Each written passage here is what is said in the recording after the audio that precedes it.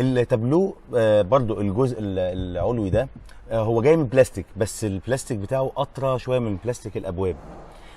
في كمان في التابلو حاجه عايز اوريها لكم مهمه قوي، اللي هنا فيه الهيدز اب ديسبلاي دي اهي. بس دي طبعا دي بتترفع كده لما العربيه بتدور، دي بتظهر في العربيه، بتظهر لك المعلومات، السرعه ولو حاجات خاصه بالجي بي اس، كل ده بيظهر في الهيدز اب ديسبلاي دي، تبقى قدامك وانت سايق.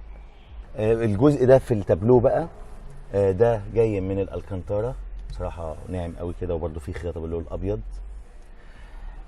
هنا بقى انا بصراحه عجباني جدا فتحات التكييف. هنا فتحات التكييف شكلها جميل قوي هنا في التابلو، مديه شكل جمالي حلو.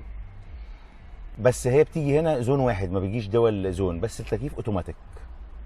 شاشه العدادات شكلها حلو جدا، متميزه دايما مازدا بشكل الداش بورد او شاشه العدادات بتاعتها، بتديك ايحاء كده بالشكل الرياضي، يعني شكل العربيات اللي هي السبور او شكل عربيات السبق. شاشه ترفيهيه في العربيه، فبتيجي 7 بوصه، وبتدعم الاندرويد اوتو والابل كار بلاي، وبتبقى تاتش كمان، تاتش سكرين. والجميل كمان ان هنا تقدر تتحكم في الشاشه، مش في التاتش وبس، لا كمان هنا في الماوس ده اللي تقدر تتحكم منه في الشاشه. دي المفاتيح بتاعت ظبط التكييف. وهنا هنلاقي فيه دي بتبقى اللي هي خاصه بالكارت الميموري، اللي هو لو انت هتشغل جي بي اس بيبقى متحمل عليه النظام الملاحي في الكارت الميموري ده. وهنا في فتحات اليو اس بي، في هنا يو اكس اهي، وفي هنا مخرج 12 فولت، وفي هنا مكان سي دي روم. يعني هو السي دي روم اختفى شويه من العربيات، بس هو هم حاطين هنا بصراحه سي دي روم.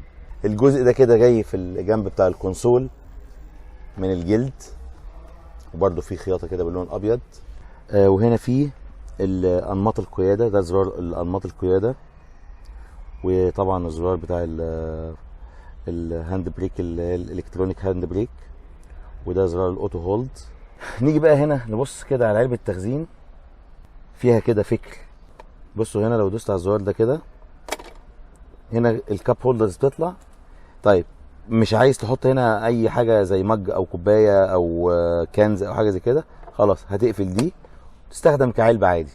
وكذلك نفس الشيء في الجزئيه الثانيه دي، يعني هي تعتبر فيها 2 كاب هولدرز اهي، تعمل كده اهو، تقفلها تاني. طب بقى الجميل بقى ايه كمان، ان انت تقدر تشيلها خالص تستغنى عنها، بقيت كده عندك علبه تخزين كامله.